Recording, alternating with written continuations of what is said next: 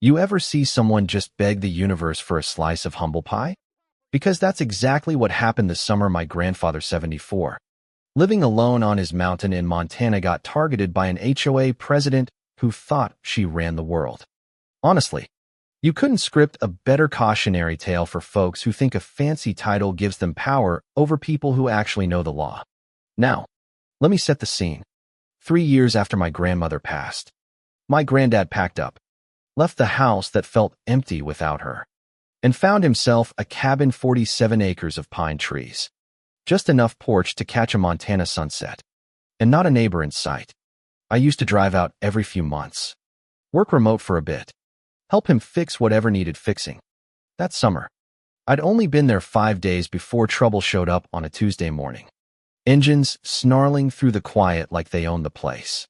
Not one, not two, but 3 ATVs roared up the dirt road, tires kicking up dust, each rider sporting a matching navy vest with a logo I'd never seen around these parts. Granddad just watched, eyes sharp, saying, "They're coming," before I could even ask who. No trespassing signs every 50 feet. But those riders might as well have been blind. One gray-haired woman started snapping pictures of the cabin. Another rolled out a tape measure. And the third just stood there, arms crossed, daring us to say something. Everything in me wanted to get up, demand to know who the hell they thought they were, but Granddad. He just laid a hand on my arm. "Not yet. Just watch."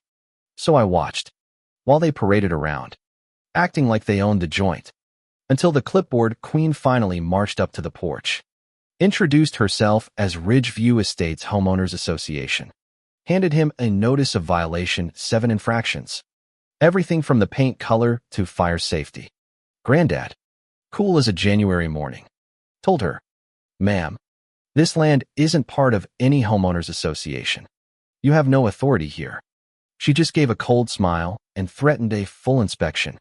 Then they were gone, leaving a worthless piece of paper and a cloud of dust. What did my grandfather do? Reached into his pocket, pulled out that little leather notebook he'd carried since his Bureau of Land Management days, and started writing date, time, description, license plates. I asked why he didn't call the sheriff right then. He just shook his head. First offense, they just get told to leave. No record, no lesson learned. I need them to show a pattern. I need documentation. When this ends up in front of a judge, I want a file, not a phone call. That night, I lay awake thinking about how calm he'd been, how methodical. 30 years of untangling land disputes had taught him patience most folks can only dream of. Those HOA folks thought they'd found an easy mark, just some old man up in the mountains. But he'd been preparing for people like them his whole career. That first visit, already filed away for the day their arrogance caught up to them. The next few days, he was up early, making quiet phone calls on the porch. Wouldn't say who to. Me. I did some digging in town, hit the library computers, and learned more about Ridgeview Estates than I ever wanted.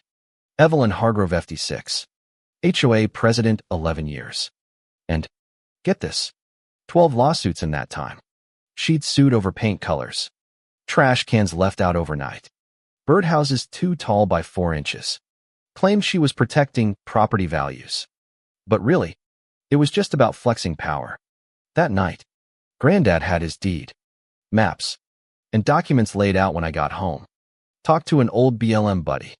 He's checking into some things. When I told him what I'd found about Evelyn, he just nodded. People like her count on others being afraid of conflict.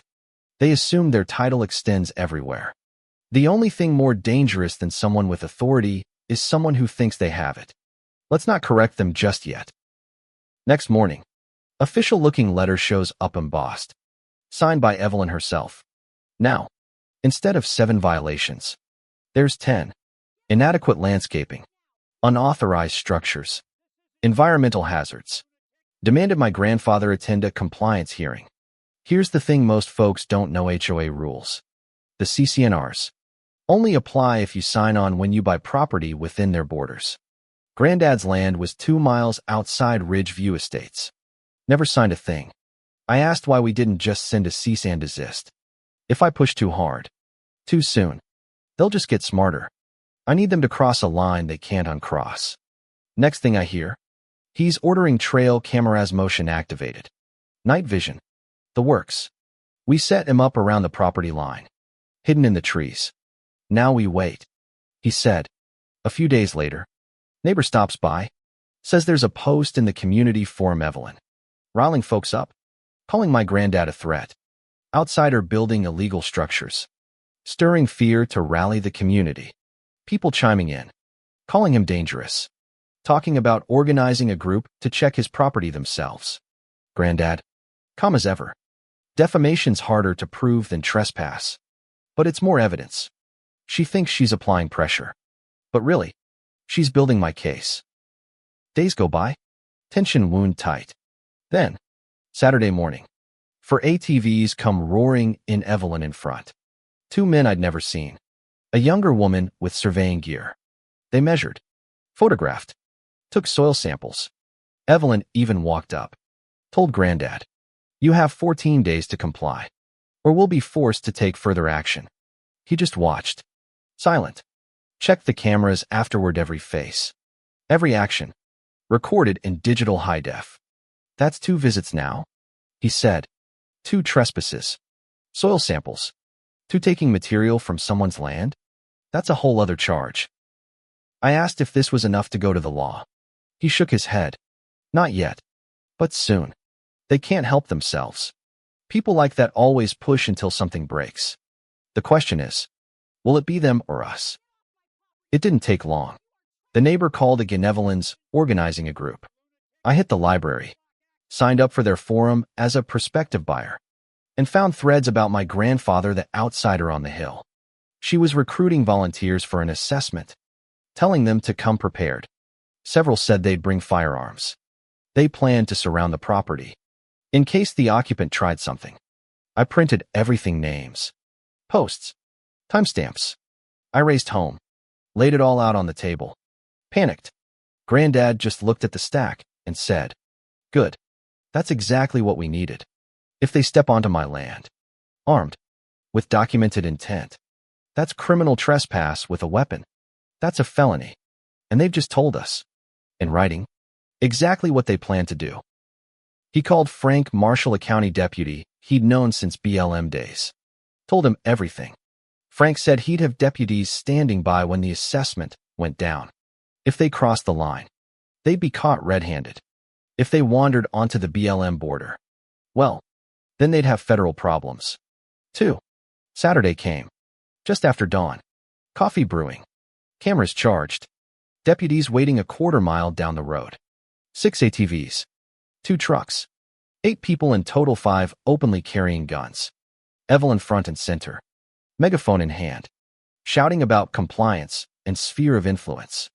The group fanned out, measuring, photographing, some of them looking uneasy, especially a blonde woman who kept glancing at the no trespassing signs.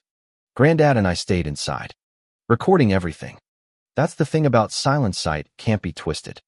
Cameras caught every trespasser, every gun, every word from that megaphone. Eventually, Evelyn slipped an ultimatum through the doors: even days to comply or face enforcement.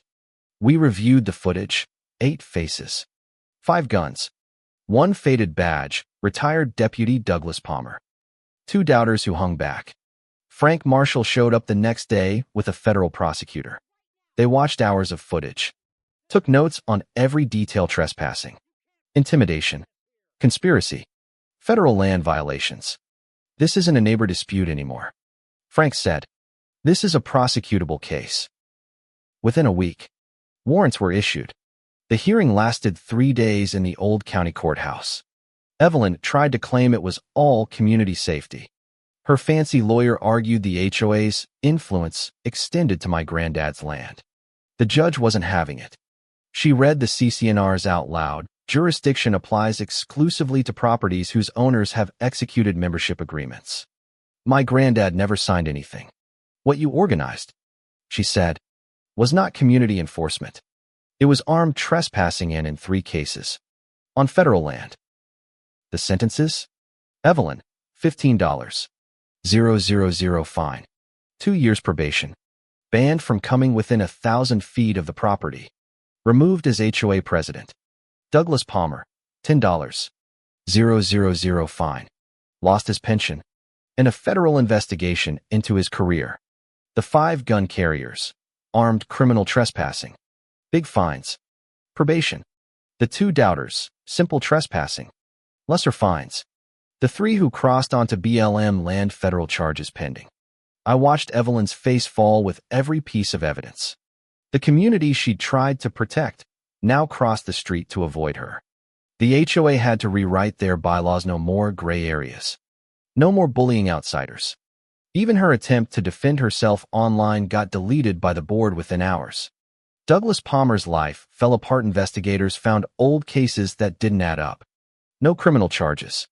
But his reputation was ruined. Granddad never gloated. This isn't about punishing them. It's about protecting what's mine. The consequences are just the result of their choices. 3 weeks after the hearings, I drove up the mountain again. Everything felt lighter. Granddad sat on his porch. The cameras ready to come down. The land was his again. Peaceful. Exactly as he wanted. We walked the property line together, boundary markers still there. Silent witnesses to the line no one would cross again. Before I left, he put a hand on my shoulder. World's full of people who think a title is power. Loudness isn't strength. Real power is knowing the rules and sticking to them, even when no one's watching. He smiled. Evelyn Hargrove learned that the hard way. I hope you never have to. Driving down that mountain, the lesson stuck with my: patience, preparation, and faith that the rules still mean something. In the end, justice wasn't about revenge. It was about making sure the loudest person in the room didn't get to rewrite the boundaries for everyone else. So, let me ask you, if your neighbor or HOA tried to cross your line, would you stand firm? Or would you let them push you around? Where do you draw the line between power and authority? Between standing up for yourself and letting things slide? Drop your thoughts in the comments. I want to hear your stories.